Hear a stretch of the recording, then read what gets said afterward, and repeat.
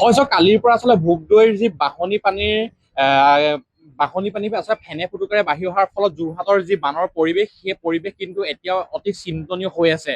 কাৰণ মোৰ কাষতে যোৰহাটৰ যি আচলতে ভোগদৈখন মোৰ নিচেই কাষতে আছে। মই আছো বৰ্তমান মৰিগাঁৱৰ।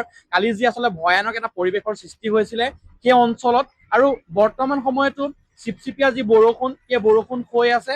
আৰু ভোগদৈৰ যি পানী আচলতে সেই পানী ক্ৰমাৎ পুনৰ আকৌ বৃদ্ধি হোৱা পৰিলক্ষিত হৈছে। আৰু পূৰ্বৰ প্ৰতিবেদনত আমি উল্লেখ কৰিছিলো আচলতে নাগালেণ্ডত হোৱা তীব্ৰ বৰষুণ তথা নাগালেণ্ডত যি আচলতে ডাৱৰ বিস্ফোৰণ হৈছিলে, সেই বিস্ফোৰণৰ পাছতে নাগালেণ্ডত খুবেই আচলতে বৰষুণ হৈছিলে। আৰু তাৰ পাছতে সেই বৰষুণ হোৱাৰ পাছতে আচলতে সেই পানী বৈ অহা পৰিলক্ষিত হৈছিলে। তাৰ পাছত আৰু কোনোদিন নেদেখা এটা পৰিৱেশৰ সূচনা হৈছিলে যোৰহাটত। কাৰণ যোৰহাটৰ ভোগদৈত ইয়াৰ পূৰ্বত আমাৰ কোনোদিন মনত নাই আচলতে এইদৰে ভয়ানক আচলতে বান অহা, ফেনে ফুটুকাৰে বাঢ়ি অহা। কালি ভোগদৈয়ে যোৰহাটৰ বৰিগাঁৱৰ যি অঞ্চল আছিলে, বৰিগাঁৱৰ যি মথাউৰি অঞ্চল আছিলে, এই মথাউৰিৰ ওপৰেদি আচলতে পানী বৈ আহিছিলে। তাৰ ফলত এই অঞ্চলৰ যিসকল নিবাসী আছিলে, যিসকল বাসিন্দা আছিলে, তেওঁলোকৰ ঘৰত এতিয়া আধালৈকে ঘৰ পানীত ডুব যোৱা পৰিলক্ষিত হৈছে। সহযোগী আছে, প্ৰথমে মই পৰিৱেশটা দেখুৱাব বিচাৰিছো।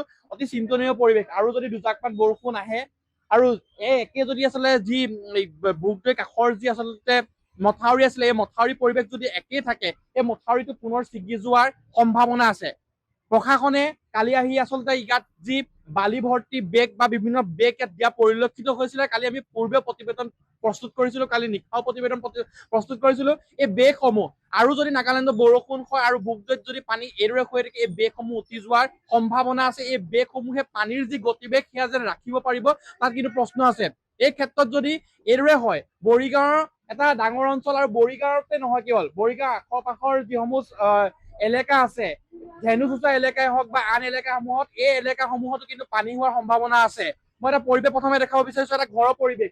এই বৰ্তমান সময়ত আধালৈকে এই ঘৰটো ডুব যোৱা পৰিলক্ষিত হৈছে মৰিগাঁৱত। মই পুনৰবাৰ উল্লেখ কৰিছো, মৰিগাঁৱৰ এই যি পৰিৱেশ, অতি চিন্তনীয় পৰিৱেশ হৈ আছে। মই সহযোগীক এবাৰ যদি সম্ভৱ হয় ভিতৰৰ পৰিৱেশটো এবাৰ দেখাবৰ বাবে অনুৰোধ জনাইছো।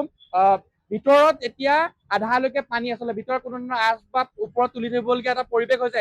বাৰে বাৰে পৌৰসভাৰ বাৰিষা অহাৰ আগে আগে আমি বাতৰি প্ৰস্তুত কৰিছিলো, বাৰে বাৰে কৈছিলো মথাউৰি যি কাম আছে, মথাউৰি কাম সম্পূৰ্ণ কৰিব লাগে। চহৰৰ যি কৃত্ৰিম বানৰ সমস্যা আছে, কৃত্ৰিম বান হোৱাৰ যি নলা নৰ্দমাসমূহ আছে, নলা নৰ্দমাসমূহ ঠিক কৰিব লাগে। কিন্তু যি অহংকাৰ, এজাক বৰষুণত কালি পৌৰসভাৰ যি অহংকাৰ দম্ভালি, সেই দম্ভালি উঠি যোৱা পৰিলক্ষিত আছে। কিন্তু তাৰ ফল ভুগিবলগীয়া আছে সাধাৰণ জনতাই। মৰিগাঁৱৰ যি পৰিৱেশ, এই পৰিৱেশ দেখালো। ইতিমধ্যে কেইবাটাও অঞ্চলত ভোগদৈ যি আচলতে ফেনে ফুটুকাৰে বাঢ়ি আহিলে, তাৰ ফলত কেইবাটাও এলেংমৰা অঞ্চলতে হওক, ভোগদৈ বৰিগাঁও অঞ্চলতে হওক, এই অঞ্চলসমূহত এতিয়া ভয়ংকৰ পানী হোৱা পৰিলক্ষিত হৈছে। আৰু দুজাক যদি বৰষুণ আহে, ইয়াৰ কাষৰ যিসমূহ অঞ্চল আছে, সেই ধেনুচোচা অঞ্চলে হওক বা আন অঞ্চলসমূহত বা এলেংমৰা চাইডৰ যদি আমি ক'বলৈ যাওঁ, সেই অঞ্চলসমূহতো কিন্তু আৰু ভয়ংকৰ বান হোৱাৰ সম্ভাৱনা আছে। মই পৰিৱেশটো এবাৰ দেখাব বাবে ঘৰৰ ভিতৰতো যদি এবাৰ সম্ভৱ হয়, ঘৰৰ ভিতৰতো মই এবাৰ দেখাব বাবে অনুৰোধ জনাইছো। ঘৰৰ যি আচবাব আছে, ঘৰৰ গৃহস্থ এতিয়া পদবতত থাকিবলগীয়া এটা পৰিস্থিতিৰ সৃষ্টি হৈছে। কালি আমি নিশাও দেখাইছিলো, প্ৰতিবেদন প্ৰস্তুত কৰিছিলো। কালি নিশাও তেওঁলোক গোটেই ৰাতিটো আচলতে তেওঁলোকে ঘৰত সোমাব নোৱাৰিলে। ঘৰৰ যি আচবাব আছে, আচবাব তেওঁলোকে ওপৰত তুলি ধৰিবলগীয়া এটা পৰিৱেশৰ সৃষ্টি হ'ল। আৰু তেওঁলোকে যি আচলতে মথাউৰি কাষৰ যি পকাৰ ৰাস্তা আছে, মৰিগাঁৱৰ পৰা যোৰহাটৰ বাইপাছ তথা টাউনৰ যি সংযোগী পথ, এই পথতে তেওঁলোকে কালি আশ্ৰয় ল'বলগীয়া হৈছে। এটা ভয়ংকৰ পৰিৱেশ। আৰু কম সময়ৰ ভিতৰতে যদি এই পৰিৱেশটো আচলতে ঠিক কৰা নহয়, মথাউৰিৰ ক্ষেত্ৰত যদি গুৰুত্ব প্ৰদান কৰা নহয়, ভোগদৈ যদি এইদৰে পানী বাঢ়ি থাকে, ইয়াৰ কাষৰীয়া অঞ্চলসমূহতো এই বানৰ যি প্ৰকোপ, এই প্ৰকোপ কিন্তু পৰাৰ সম্ভাৱনা এটা আছে। এই ক্ষেত্ৰত জিলা প্ৰশাসনে গুৰুত্ব দিয়া প্ৰয়োজনীয়তা আছে।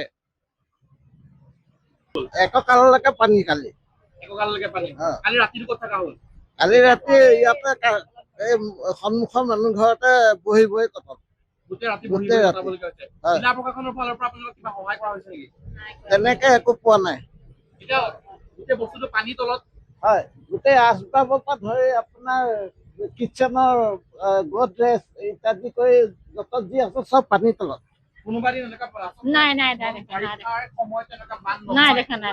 দেখিছো ভোগদৈত পানী অহা, কিন্তু পানীটো বাঢ়ে আৰু পানী নাইকিয়া হৈ যায়।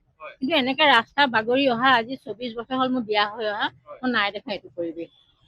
আজি প্ৰথম দেখি মই ভাবিছো এই মাথাউৰি চাথাউৰি বিলাকো মানুহ বিলাকে কাটি মেলি চব সমান কৰি পেলাইছে। আগৰ মাথাউৰিটো নাইকিয়া হৈ গৈছে, নাই কমি গ'ল। হয়, সেইটো বুলিয়ে মই ভাবিছো মানে। প্ৰশাসনৰ ফালৰ পৰা কোনোবা নাই কৰা এতিয়ালৈকে কৰা নাই কৰা মই ইতিমধ্যে পৰিৱেশটো দেখালো আচলতে ঘৰ নে আচলতে বহুতেই এতিয়া লছ হৈছে হয়।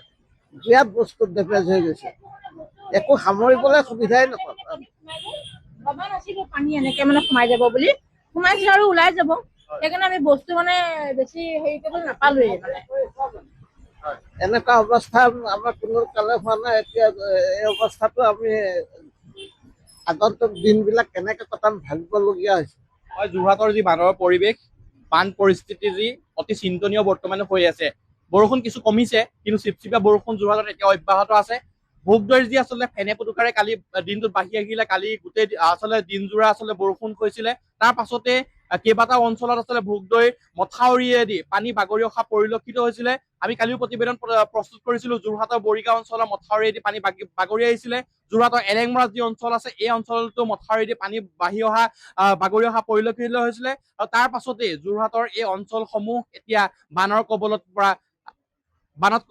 পৰা দেখিবলৈ পোৱা গৈছে সময়ৰ খবৰ সময়ত পাবলৈ ফলো কৰক টাইম অফ আছাম।